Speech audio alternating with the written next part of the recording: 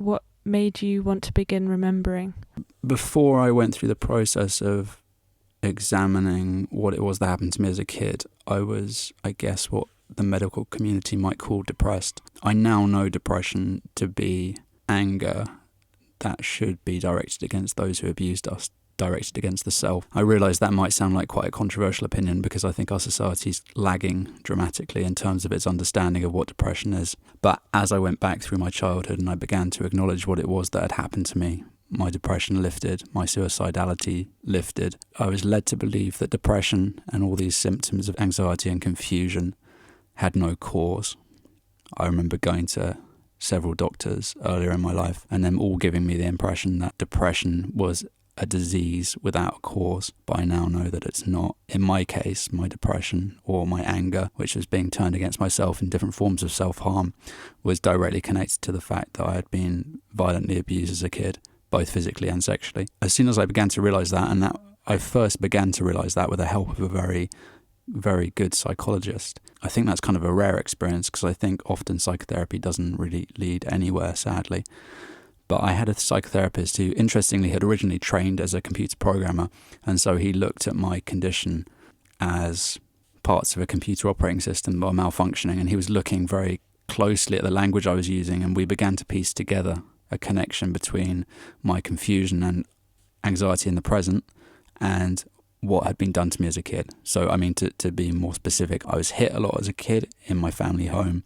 I was emotionally abused. I was rarely given a chance to speak or express my feelings. Eventually, when a child is consistently disallowed any expression of their feelings, is consistently finds their needs met with violence, that child then develops a defense mechanism. And that defense mechanism is that the child will, in essence, hit themselves before they get hit. And that process of hitting yourself, or me hitting myself, happened internally. So what I would do is, before I could vocalize a need, I would suppress or push down that need. And before I could express any anger at what was being done to me, I would stave off that anger by getting angry at myself. And that process became a way I survived childhood. That was useful as a kid. It was a survival mechanism. But as an adult, it wasn't so useful. It was no longer necessary. As neurologists say, what fires together wires together. And as a certain set of behavior patterns establishes itself in the mind, it tends to establish itself consistently, especially in a child. I mean, because you could say, oh, I theorize that your depression is linked to childhood abuse. But to actually see that process unfold as I saw it in myself was evidence, for me, was firm evidence of that connection. And I think it's one that the medical community is very reluctant to speak out about, because I think the problem in speaking out about this connection, the problem in saying as a doctor or as a therapist, depression is caused largely by childhood abuse. The problem with saying that is that it breaks the biggest taboo in our society, and that taboo is do not criticize parents. Do not criticize people older than you.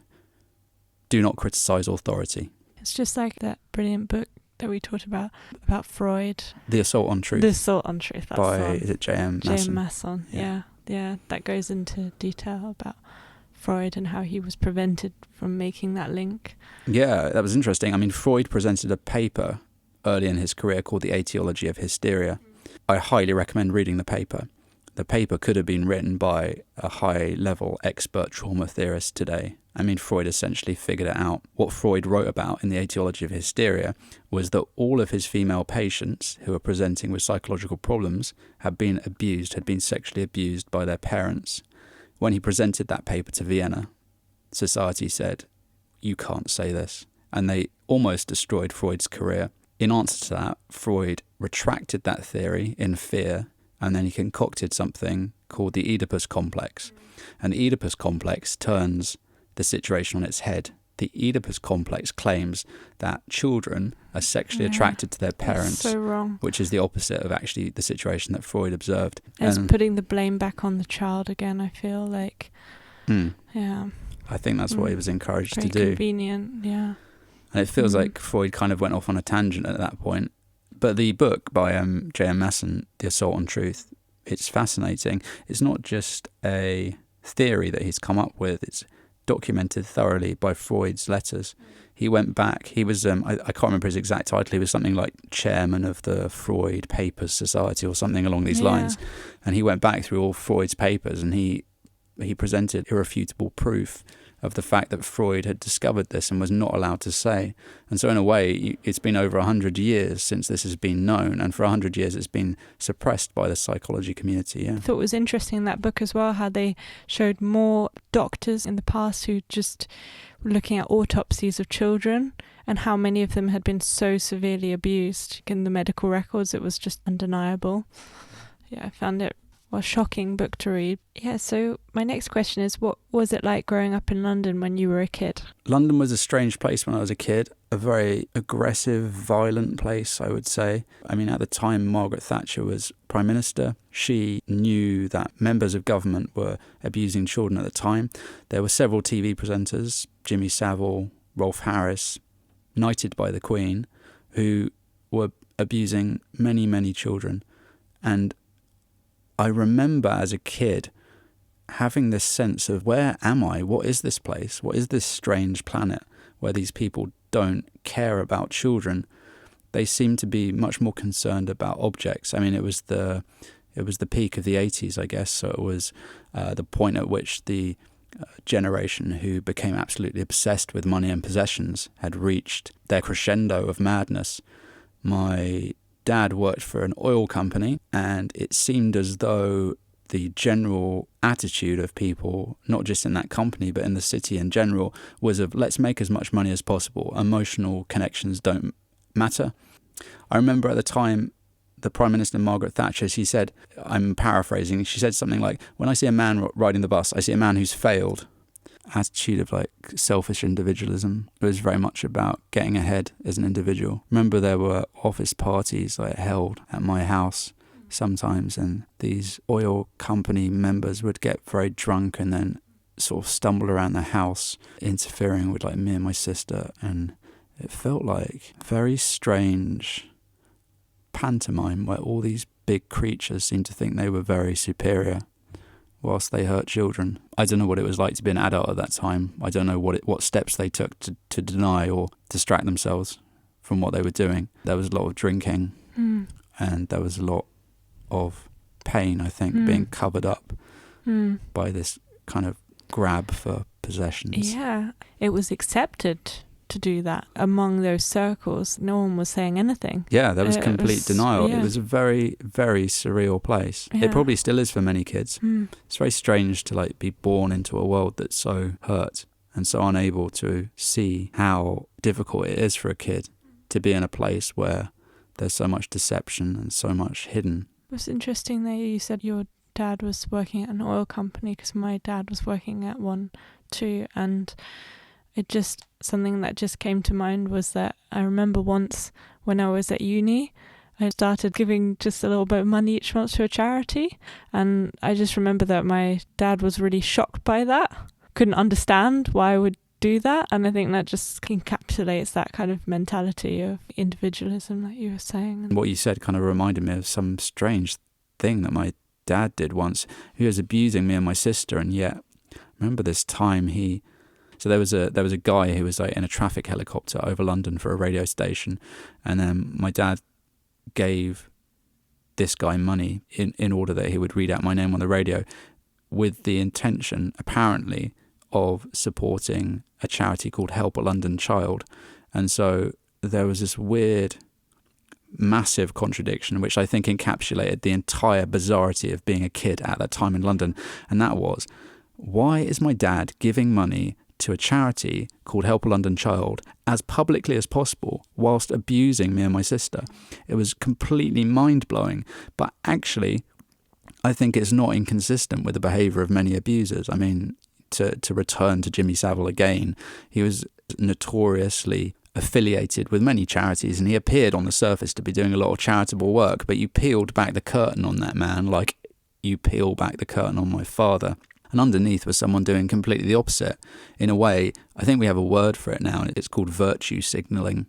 It's where you give the impression of having virtue, not because you want to particularly do anything good, but because you want to appear good. I think that's definitely the case with Jimmy Savile. And also made me reflect on how I remember actually when I was a kid feeling like, actually, like you were saying as well, like everyone around me just seemed very strange, which made sense because most of the adults were abusing me. I just feel like now that I'm much more in touch with myself, I think I wouldn't even go anywhere near these kind of people because I would feel their energy. It's super hard when you're just, that's your environment. So you have these people that have that kind of really strong, violent energy, but because you're around it so often, you have to stop feeling. Yeah. Yeah. I think you're exactly right. I feel like this strange thing about my childhood, and it's probably true of many people, is that I didn't really know anything else. As far as I knew, and it was true in many cases, as far as I knew, it was entirely normal for parents to sexually abuse their children. And it was entirely normal to have to keep quiet about that. Because not only was it the only reality I knew, but it was the reality for many children around me. Like I wasn't alone in that experience. And so when something's normalised to that extent, it can take years, and also it can take leaving a space for many years, travelling overseas like I did, to look back in and see, oh, that wasn't usual at all. There are different ways of being in a family, and a family doesn't mean that you're being sexually abused. A family doesn't mean that you're spending a lot of your time covering up sexual abuse. But I think maybe for someone who hasn't experienced that, it might seem very strange or difficult to understand how normal it was, how completely normal it was. As a child, you don't have the words for it, really. You don't have any concept of what it is, and yet you know it's happening and you're aware of it, and I think you're much more attuned to subtle cues by people around you and the way that adults react. And so I think that's what gives you this feeling of, oh no, I cannot talk about this, and direct threats, violent threats, forcing you not to talk about it. I think this is the corrupt masterpiece of most religions, and that is the taboo, or the apparent taboo, surrounding sexuality and talking about sex, and the way that many societies think that it's scary or dangerous to educate children about sex at an early age, largely because of so-called religious reasons. I see this as quite a malicious design. I can imagine quite vividly a bunch of priests sat around saying, okay, if we're going to sexually abuse children, what is the best way that we can not get caught? I know. What if we say that children can't have any language to describe sex? What if we say children can't be told what sex is or understand the process? So when we abuse them, they won't have any language to explain what we did to them. To me, it doesn't seem like a strange coincidence. It seems engineered. I know that many people would like to think there's some sort of moral basis for it. There's some sort of good reason why sexuality should be so secretive or so hidden from children. But I think it should be out in the open, so that when a child is abused, the child has the language to describe what has happened. Because currently we have a society where children are not allowed access to the information or the language to describe what 1 in 3 of them we now know are being subjected to. I remember I had the experience as a child, just when that topic of conversation came up at school. For me, it was just so distressing, because for me, sexuality was just violence. So it was like someone just saying exactly what was happening to me that I knew I couldn't talk about. So I just felt very scared, and I found it very traumatizing, given the situation for so many children. Yeah, the abuse that so many of those children are facing, and the sensitivity towards that topic. Yeah, I agree. I feel like maybe the first thing that should be said in a sex education class at a school is that, well, 1 in 3 of you will have been abused at this point, so this topic's probably going to be distressing. But I feel there's this engineered blindness to that. I think it's very carefully calculated. I feel it very much about the Catholic Church. So we're seeing that organisation exposed essentially as a paedophile ring. And it seems as though there's still a large number of people who think that the Catholic Church is a religious organisation, that in some way it connects people. I think that some of these organisations that are designed from the ground up to hurt children, it makes a lot of sense that if you want power and control, that you would deeply wound as many members of the population as you could, so that they would be unable to stand up or assert themselves against your control systems. And we know that the most effective way to prevent someone from feeling confident, from feeling able to speak up, from being able to assert themselves or present a strong argument, we know one of the most effective ways to prevent them from doing that is to abuse them as a child. Because when you do that... Especially sexually abuse them. Especially this. Yeah. Horrible though it may be for us to acknowledge, I've begun to believe that organisations like the Catholic Church have engineered this.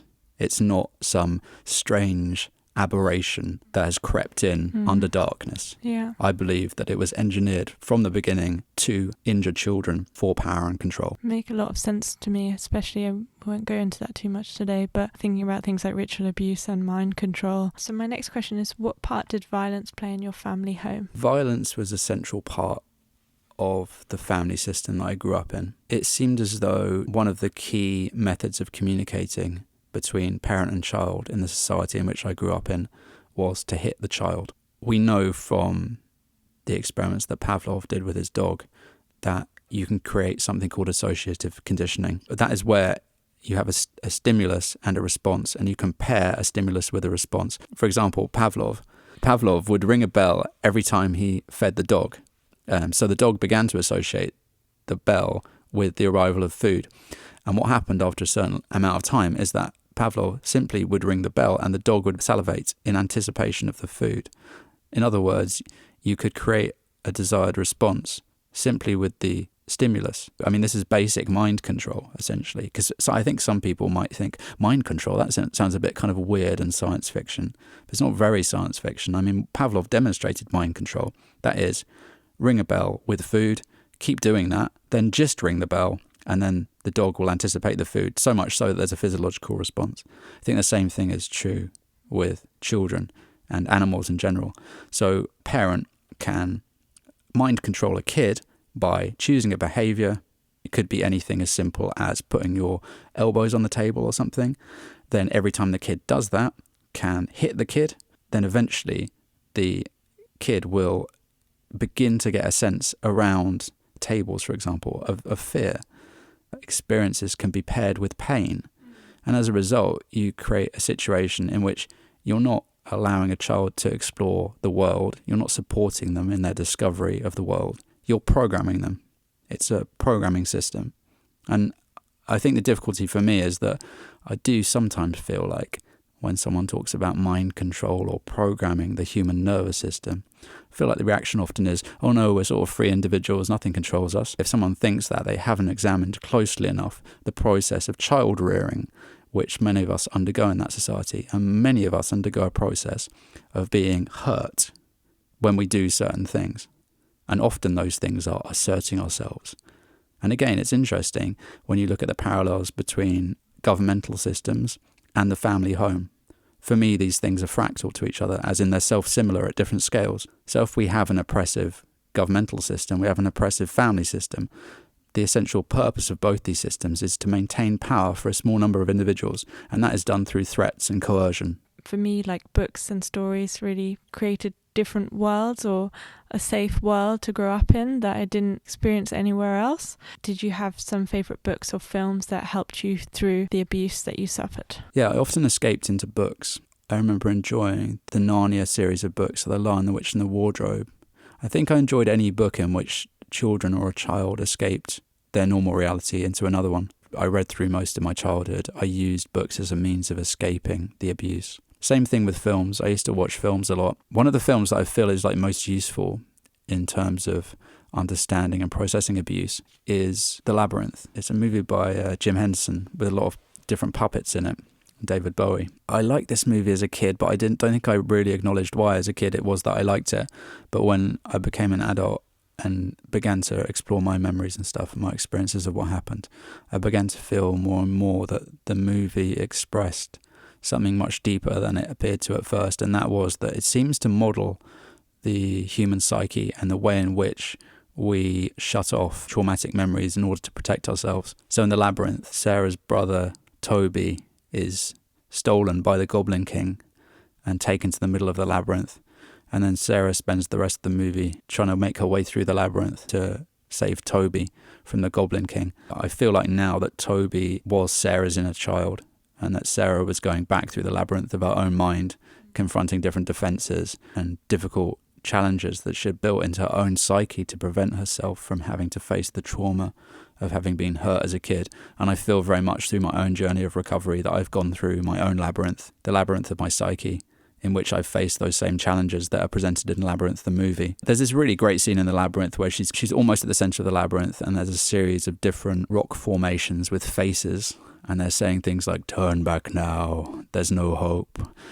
And then Hoggle, who's her little friend in the movie, says, just ignore these guys, they're just defences, they're lying. And I found that so many times in my own recovery, that when I was going back to process memories, there would be defences, and they wouldn't say things as benign actually as the labyrinth defences. They would say things deeply disturbing or threatening, which I think were things that were said to me by abusers. I think when an abuser says, if you talk about this, we're going to kill you, I feel like I really believed that as a kid, and maybe it was, in some cases it was probably true. And so I feel like going back into those memories, and as an adult, I face what psychologists call perpetrator introjects. And that's effectively a threatening voice or feeling. It's the abuser, in a sense, installed into your psyche, preventing you from going back into a memory because the threat they made at the time seemed so real, and the risk of remembering as a kid was overwhelming. For me, there were so many instances of abuse that it feels like going back into those memories every time is a challenge. Even as an adult, as a kid, it was more or less impossible. The best move for me as a kid was simply to shut those memories away and attempt to survive. I think that was the same for many, many kids. I think so many of us locked rooms in our head. I had so many locked doors in my head, so many corridors I hadn't walked down for so many years, so many defences, so many children, part selves of myself, left in different experiences where I was abused. But slowly over, I think it's now been 4 years, I unlocked many of those doors, and I re-met many of those children, and I led many of them out. And I think most of them are now out, and that's given me a great sense of relief. You went to an elite London school. What was your experience of what they subjected children to there? For me, the reputation of that school is one of abuse. I can't speak for it anymore. I haven't been there for years. But my experience of that school was that a great number of the teachers there were sexually abusing the students, and the others were denying it or covering it up. I think the problem is that organisations like King's House School have huge amounts of money. And I think that many people send their children there because it's prestigious. I'm not sure what this word means exactly. I think a prestigious school is one where if you think your child is a product, like a trophy, that you need to demonstrate to others the value of, then you send them to something called a prestigious school. That seemed to be true of the other kids that were there. A lot of them came from very rich families who were very neglectful, basically felt that their children were a trophy to show off. Very little emotional connection to them. I went to many of the houses of the kids there, very big houses, very empty houses, strange places. Some of the children there had parents who were TV presenters or famous musicians, this kind of thing. And it felt like a very cold, aggressive place. It felt like, again, I mean, the parallels with the Catholic Church strike me. It felt as if it was a paedophile ring disguised as a school. That's what it felt to me like. Phil, a lot of my experience there was just surviving. A lot of it was just staying out of the way of teachers who wanted to sexually molest me. A lot of the time I spent there was staying out of the way of teachers who were emotionally abusive. A lot of the time I spent there was trying to avoid being sent to something called detention. Detention was where you were kept after school and then a teacher abused you. Teachers would use detention as an opportunity to be alone with a child after school, and they would molest them. And this seemed to be the way that the school was run. Again, it might be the case that someone casually listening to this, or someone who hasn't been through this experience or isn't familiar with the ways in which elite British schools condition kids, might think, that sounds implausible, that would never happen. I'll just have to refer people to other camps along the same lines. There's been examples of this kind of behaviour during the Holocaust. We know that humans can do terrible things to other humans. We also know there have been other camps throughout the world, or schools, in which huge amounts of abuse has taken place. And so again, I feel like there might be a tendency in someone who didn't personally go through this to disbelieve what I'm saying, to think this doesn't sound plausible. What's he saying? That a paedophile ring disguises at school? That wouldn't happen. Well, I have to say that the BBC employed a man called Jimmy Savile. He raped children in the British Broadcasting Corporation whilst I was a kid. Why would it be so implausible that a school, a major elite London school, was allowing children to be abused on the same scale? You've talked about as well trying to edit the Wikipedia page for the school and problems you experienced there, but also this newspaper article that came out recently about another student who'd also accused the headmaster. Yeah, the headmaster of the school the headmaster of the school was charged with abusing boys, raping them. I've obviously made a report myself to the police. Like you say, I went to the school's Wikipedia page to add information on another teacher at the school who had been convicted as a paedophile for abusing children at the school. I put that information on the Wikipedia page because I thought it was important for people to know the history of the school, if not the current nature of the school. The school removed that from the Wikipedia page. I then added information on the Wikipedia page linking to my reports of my own abuse there. The school removed that from the Wikipedia page. They didn't contact me, they just removed it. I put it back on, they removed it again. They didn't contact me. They could have contacted me, they have my name. They didn't contact me, they removed it again. I put it up, they locked the page. That was their response to the abuse.